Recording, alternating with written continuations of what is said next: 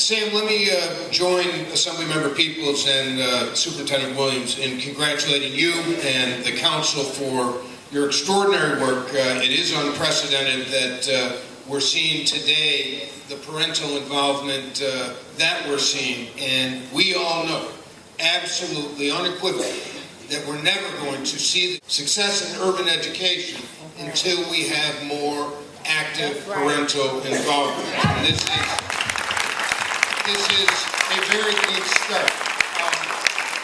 I posted something about this meeting on a Facebook site recently, and I used the word crisis. I used the word our schools and therefore our city are in a state of crisis.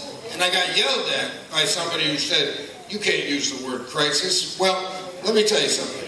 When 75% of the African American males in the city of Buffalo are not graduating, that is a crisis.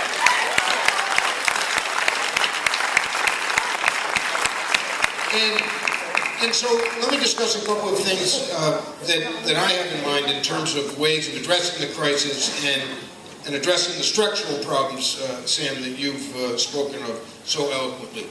First of all, we need to return to community schools and neighborhood schools.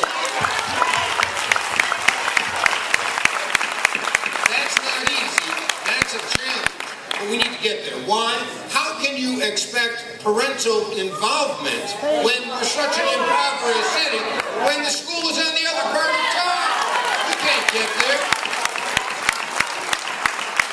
And how do you expect a student to go to an after-school program when, and hopefully we're keeping these schools open after the non-traditional academic hours, when the school is on the other part of town? And how do we pay for this? How do we pay for this? We pay for this with the money that we save from the busing contract that we're currently spending. Superintendent Williams, Dr. Williams said $35 million we're spending to send children throughout the city of Buffalo. That's a problem. One of the things that Regent Bob Bennett has done very successfully is the whole concept of gap elimination and wraparound schools. In the town of Sweet Home, in the Sweet Home School, they have a wraparound school where social service programs are available to all the students and all the families within the schools. We need to do that in Buffalo. Community partnerships. M&T Bank, big employer here in town, multi-billion-dollar bank, they adopted a school, the Westminster School, and with that adoption, you see stunning results from the children at Westminster. We need to get other corporations and the universities and colleges in Buffalo to adopt these schools as well. I'd like to see a more independent school board and have proposed legislation that would allow the mayor of Buffalo and the common council in Buffalo to appoint a single member to the school board. As we've learned, 50% of the tax levy in the city of Buffalo goes to public education, yet the mayor and the common council have no say. Let's allow each one of those bodies to appoint a member to the school board. And by the way, I'd like to move the school board elections to November. Right now in May, they're controlled by special interests.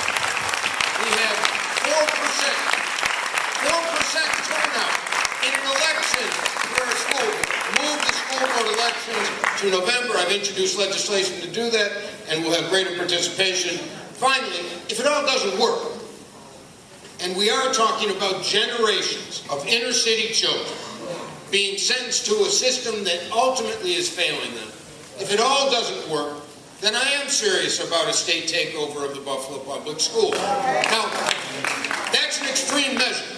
But remember, when the city of Buffalo was on the verge of bankruptcy, insolvency, the state put a fiscal stability authority in place, a control board. And what happened since that time?